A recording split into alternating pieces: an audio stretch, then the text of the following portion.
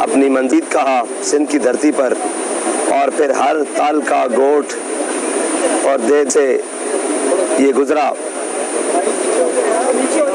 اور لوگوں نے اور جس الفت کا اظہار کیا اس سے یہ نظر آ رہا ہے کہ پاکستان کی قوم،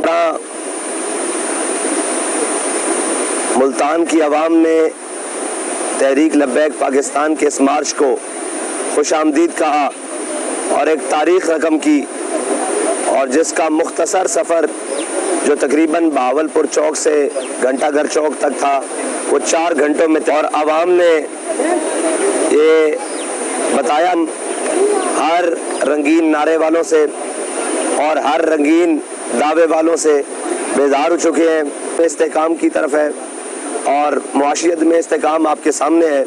ہم آج بھی IMF کے دروازے پر کھڑے ہیں اور اب بیرونی سازشوں کے درپے پہ پاکستان کو مذہبی عدم استحکام کی طرف بھی لایا جا رہا ہے۔ تو اس ساری چیزوں کو روکنے کے لیے تحریک لبیک پاکستان نے یہ پاکستان بچاؤ مارچ کیا ہے، اور اس وقت پاکستان جو اپنی 76 سالہ عمر پوری کرنے کو ہے، اور پاکستان آج بھی ان نااہل حکمرانوں اور ان نااہل کرپٹ ٹولوں کی وجہ سے اور ان جھوٹے دعوے داروں کی وجہ سے آج کے دن بھی IMF کے دروازے پر کھڑا ہے۔ پاکستان کے اندر بجٹ پیش ہونے کو ہے، اور جو پاکستانی معیشت کے ساتھ کھلواڑ کیا جا رہا ہے، اور جو لوگ باہر سے منگوا کر پاکستان کے اندر کہا جا رہا ہے کہ یہ آئیں گے تو معیشت درست ہوگی۔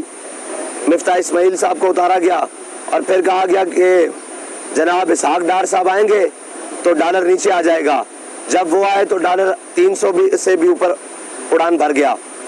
اور الحمدللہ تحریک لبیک پاکستان نے جب یہ مارچ کا اعلان کیا ہے تب سے ہر چیز کی قیمتیں نیچے آنا شروع ہو گئی ہیں، گھی بھی سستا ہو گیا ہے، پیٹرول کی بھی کچھ قیمت نیچے آئی ہے، LPG کی بھی نیچے آئی ہے، اور ڈالر بھی تھوڑا سا نیچے گیا ہے۔ لیکن ہم یہ کہتے ہیں کہ یہ مصنوعی قلت نہیں، یہ مصنوعی بحران نہیں ڈالنا، قوم کو حقیقی ریلیف دلوانا ہے، اور انشاءاللہ دلوائیں گے۔ عالمی منڈی میں پیٹرول کی قیمتیں مسلسل گرنے کے باوجود پاکستان میں پیٹرول کی قیمت کو کم نہیں کیا جا رہا، اور لیویز کے نام پر اس ٹائم قوم سے تقریباً پر لیٹر جو ہے وہ 50 روپے سے بھی اوپر کمائی کی جا رہی ہے۔ اور جب ہم لاہور سے نکلنے لگے ایک پریس کانفرنس سے ایک دن پہلے، تو ہم سے پاکستان کے اندر 2 نظام چل رہے ہیں، ایک ہے حکومتی نظام، اور اس کے پیرلل ساتھ جو اس سے بھی زیادہ مضبوط ہے وہ مافیاز ہیں۔ پاکستان کے اندر جو مافیاز ہیں انہوں نے رابطہ کیا کہ آپ پیٹرول کے در پہ کیوں ہیں، آپ کیوں اس کو سستا کروانا چاہتے ہیں، آپ ہمیں اپنے اکاؤنٹس دیں، آپ ہمیں خفیہ اکاؤنٹس دیں، اومنی سٹائل کے اکاؤنٹس دیں، ہم 5 روپے پر لیٹر آپ کے اکاؤنٹس میں ڈیلی آپ کو کمیشن بھیجتے ہیں، اور آپ بھی خاموشی سے بیٹھیں اور ہم بھی خاموشی سے بیٹھیں۔ تو میں بڑا حیران ہوا کہ یہ کون سے لوگ ہیں، وہ حکومت سے ہٹ کر جو مافیاز جو اس وقت حکومت سے بھی زیادہ مضبوط ہیں، بلکہ اس ریاست میں سب سے زیادہ جو لوگ مضبوط ہیں وہ مافیاز ہیں، وہ لینڈ مافیاز ہوں، وہ پیٹرولیم کے اندر مافیاز ہوں، وہ جناب تھانہ کلچر کے مافیاز ہوں، وہ پٹوار خانے کے مافیاز ہوں، وہ جناب واٹر ٹینکر کے مافیاز ہوں۔ اس وقت پاکستان کو مختلف جہتوں سے گھیر رکھا ہے، جہاں سے جس کا بس چلتا ہے سیاستدانوں کا چلتا ہے، سیاستدانوں نے گھیر رکھا ہے، جہاں سے مافیاز کا بس چلتا ہے مافیاز نے گھیر رکھا ہے۔ پاکستان کے اندر بیک وقت اتنے بحران چل رہے ہیں کہ اس وقت قوم کو، اور کہتے ہیں الیکشن، ہم الیکشن کے حامی ہیں، آئین کے مطابق حامی ہیں، لیکن ہماری یہ التجا ہے کہ الیکشن تک اس قوم کو زندہ تو رکھا جائے۔ آج گزشتہ رات جو خبر آئی ہے تقریباً 45.7% گیس کی قیمتوں کو بڑھایا جا رہا ہے، تقریباً 400% وہ بنتا ہے، 400% جی 50% بڑھا دی ہے، 50% جو گیس کی قیمتوں کو بڑھایا جا رہا ہے۔ اور اگر اس طرح حکومتیں چلانی ہیں اور اس طرح پیسے اکٹھے کر کے اور اس طرح مہنگائی کر کے چلانی ہے، تو پھر یہ جو 35 سالہ تجربہ کار لائے گئے ہیں اور ان کے ساتھ 50 سالہ جو سندھ کے تجربہ کار اٹھا کر، یہ ان کی عمر اگر سیاسی بتائی جائے تو دونوں کی ملا کر 85 سالہ تجربہ کار سیاستدان، اور پھر وہ باقی 11 جماعتیں ایک طرف اور 2 جماعتیں، یہ 13 جماعتوں کی یہ مجموعہ بنایا گیا، اگر اس طرح حکومت چلانی ہے تو پاکستان کے کسی ریڈی بان کو بھی دے دیں، وہ ملک کے اندر مہنگائی کر کے، وہ ملک کے اندر قانون کے نام پر کوئی چیز نہ ہو، وہ ملک کے اندر جناب ہر چیز جو منہ زور ہو اس کے نام پر جو مرضی کرتا پھرے اور جیسے مرضی کرتا پھرے. یہاں پر کوئی قانون نہیں، کوئی آئین نہیں، لا قانونیت ہے، چور ڈاکو ہیں. یہ کنکوٹ کے ایریے سے ہمیں سندھ کے دوستوں نے بتایا، وہاں کے لوگ بھی آئے استقبال کرنے کے لیے. انہوں نے بتایا کہ جی یہاں تو عجیب راج ہے، جس کا جو جب دل کرتا ہے وہ ہماری دکانوں کو لوٹ کر چلے جاتے ہیں. اگر ہم مزاحمت کریں تو وہ ہمیں اس وقت کچھ نہیں کہتے، بعد میں آ کے راتوں کو گھروں سے اٹھا کر لے جاتے ہیں،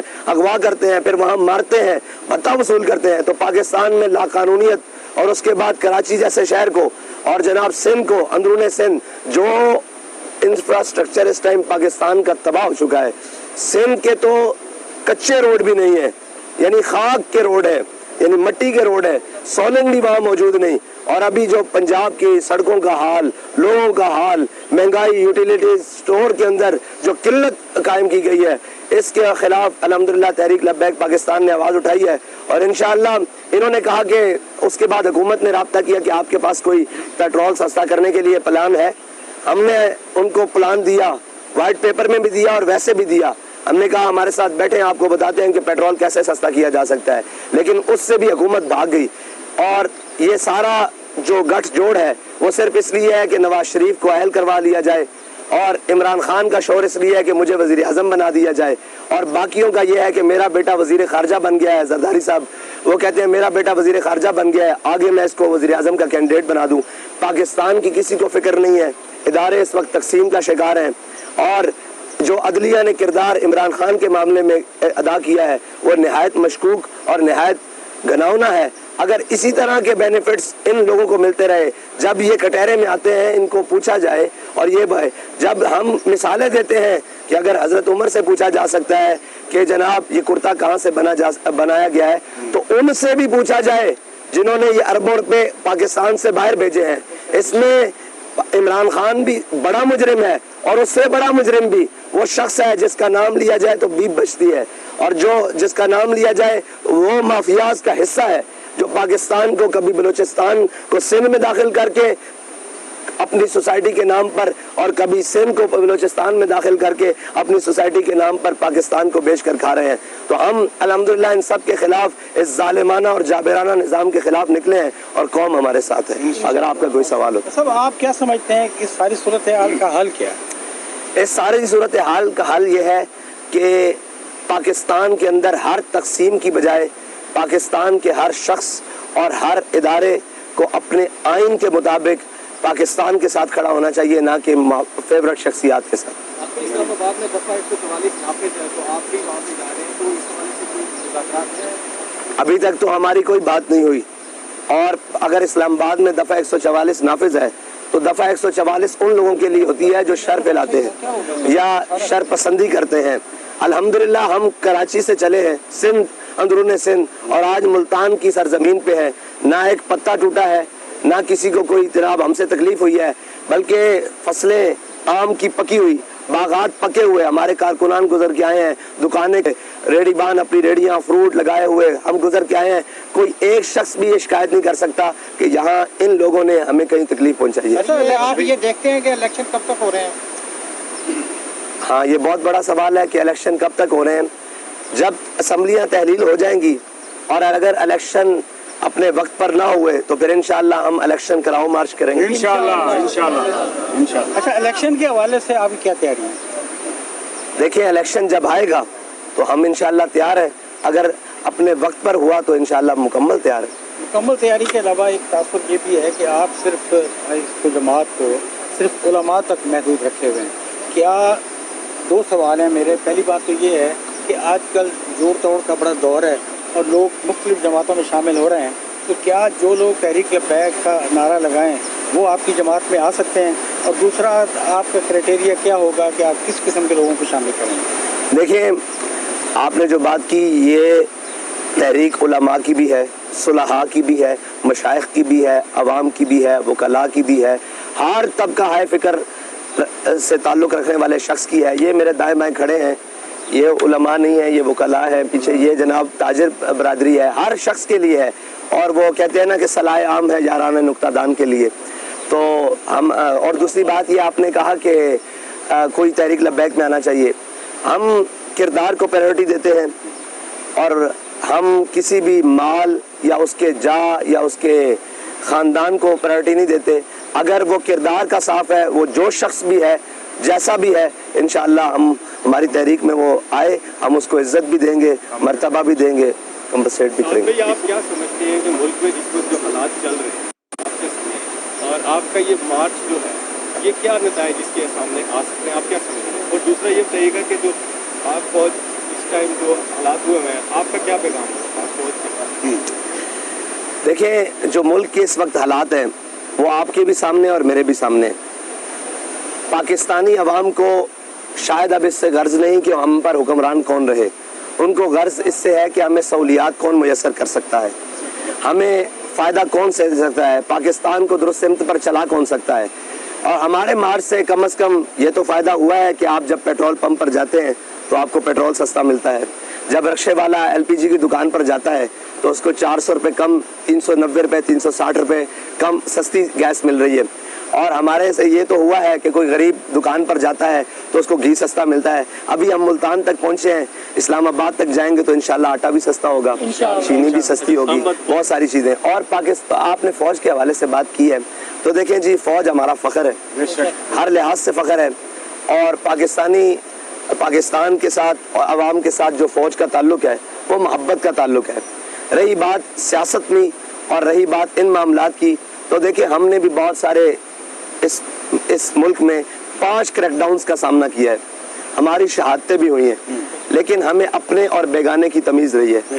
ہمارے لوگوں میں, ہمیں بھی آ کر لوگوں نے مشورے دیے ہیں ایسے کر لیا جائے, ایسے کر لیا جائے, لیکن ہمارے بزرگوں نے ہمیں یہ سکھایا ہے, گھٹی میں پڑھایا ہے کہ یہ پاکستان ہمارے بڑوں نے بنایا ہے, اس پاکستان کی بقا ہمارے ساتھ ہے. میں آپ کو گارنٹی سے کہتا ہوں کہ یہاں سے جو شخص ریٹائرڈ ہو کے جاتا ہے اس کی لندن, آسٹریلیا, وہاں جا کے بیلجیم جا کے بریک لگتی ہے. ہمارا جینا مرنا اس ملک کے ساتھ ہے, ٹھیک ہے, اور ہمارے لیے فخر کا باعث ہے کہ ہم یہی مریں گے اور یہی دفن ہوں گے. نہ ہمارے کاروبار باہر ہیں, نہ بچے باہر ہیں, نہ تعلیم باہر ہے, نہ صحت باہر. پاک فوج کی تنصیبات کو نقصان پہنچانے والوں کے خلاف جو کارروائی ہو رہی ہے, آپ اس کو کس نظر سے دیکھتے ہیں اور آپ کیا سمجھتے ہیں کہ یہ کارروائی ہونی چاہیے یا نہیں؟ دیکھیں, اس میں ہماری رائے یہ ہے کہ جنہوں نے بھی ایسے قوم کو ابھارا اور قوم کو آگے لے کر گئے, ان ذمہ داران کے خلاف کارروائی ہونی چاہیے.